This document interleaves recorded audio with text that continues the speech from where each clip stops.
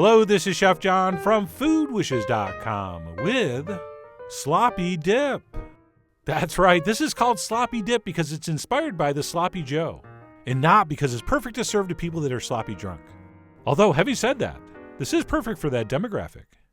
But anyway, as always, we want to remind you to drink responsibly, especially if you're going to be attending one of these upcoming Super Bowl parties, which, by the way, this amazing hot dip would be perfect for. So with that, let's go ahead and get started with this incredibly simple recipe. In fact, it's so simple that to start, we're just going to dump all our non-liquid ingredients into this pot.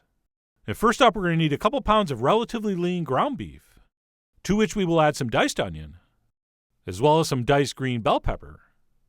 And then we will finish up adding our vegetation with a generous addition of minced garlic, at which point we can move on to our seasonings. So let's go ahead and toss in a little bit of brown sugar, which of course is hopefully going to balance out our spicy and salty elements. And then we will also add some freshly ground black pepper, as well as a very generous shake of cayenne. And as usual, the exact amount is up to you. You are, after all, the Matt Ryan of how much cayenne. And then we are definitely going to need some kosher salt, as well as a few tablespoons of all-purpose flour, which is going to help add a little bit of body to our dip. All right, we want this to be sloppy, but not necessarily messy. And that's going to be it for our non-fluid ingredients. And yes, we really do want to add all this to a cold pot, because what we're going to do next is move to the stove and place this over medium-high heat. And what we're going to do is break up and stir that meat while it comes up to temperature. And by starting in a cold pot, I think it's a lot easier to get nice small pieces. And I say small pieces, but what we're really going for is more of a paste. And not a whole heck of a lot's going to happen at the beginning. But as our mixture heats through, that salt's going to draw liquid out of the onions and the peppers and help us in the process of creating that meat paste we're going for, made up of millions, maybe billions of tiny pieces of meat. And fair warning, I'm editing this quite a bit. This is probably going to take you at least 15 minutes, maybe more. And by the way, any kind of spatula or wooden spoon will work here, but this flat-edged wooden spatula really does a great job. And you might be thinking, oh great, I don't have one of those. Maybe not. But if you do have one too many wooden spoons and a saw, you could have one. But anyway, we will continue to work that over on medium-high until most of that moisture has evaporated and our mixture sort of dried out and browned up and resembles something like this. And then what we'll do as soon as we've determined our mixture is cooked long enough is add the rest of the ingredients. So first up, we'll go ahead and dump in a whole bunch of ketchup, or as the waiter in the hotel I stayed in Italy called it, American sauce, which I found annoying and funny at the same time. And then we'll also toss in a nice big spoon of mustard. I'm using Dijon. And then we will also do a very carefully measured spoon of Worcestershire sauce. I don't know why people have trouble pronouncing that. It's quite easy. And then we will go ahead and finish this off with a couple cups of chicken broth, or water if you want. And then we'll go ahead and give that a stir. And then what's going to happen once those newly introduced ingredients heat through is it's going to start to simmer, at which point we will set our heat to about medium and proceed to cook this stirring for approximately 45 minutes or so, or until our dip reaches our desired thickness, as determined by you and only you. And one reason I like to add a good amount of liquid and cook it for a long time is so all those little tiny pieces of meat get really, really super tender, which sounds kind of funny because they're so small, but I really think you can notice a difference with one that's cooked a long time like mine than one that maybe had less liquid added and only simmered for like 15 or 20 minutes. So I simply let mine cook on medium for approximately 45 minutes or so until I was absolutely thrilled with how my mixture looked.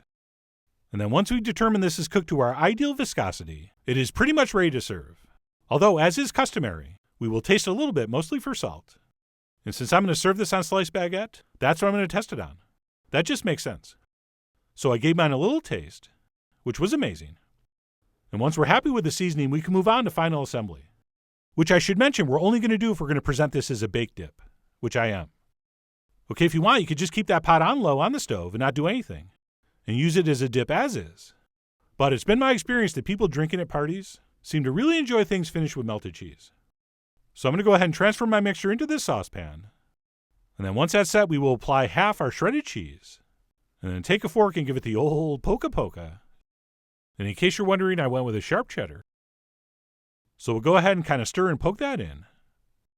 At which point we will top with the other half of the cheese that we will not be poking in. And that's it. Once the second half of our cheese is scattered over, we are ready to finish that in a very hot oven. Or as I did it, under a hot broiler for about 5 minutes or so, until our top is hot and bubbling and looks something like this. And by the way, that's not grease on the surface. That is beautiful caramelized cheese. and some grease. But hey, anybody can make a baked dip that is unhealthy. I think it should also look unhealthy. And sure, I guess if you want to blot the top with a paper towel, go ahead. But since I use grass-fed beef, as you should, throwing away that omega-rich fat would be like throwing away medicine. But anyway, enough about how it looks. Let's place that next to some sliced bread and go in for a taste. And while I do enjoy the Sloppy Joe as much as any other red-blooded American, I think I like this sloppy dip even better, which could be the cheese. But no matter what it is, I just can't think of a better hot dip to serve at a party, sports-related or otherwise. And trust me, that relatively long cooking time really pays off here.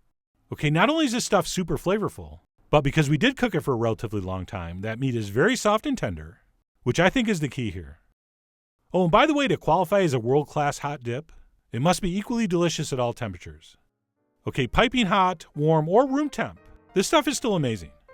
In fact, believe it or not, this is even pretty good cold, as I discovered recently after returning from a trip to Mendocino.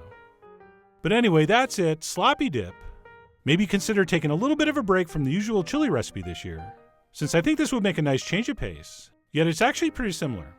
So I really do hope you give this a try soon. Head over to foodwishes.com for all the ingredient amounts and more info as usual. And as always, enjoy.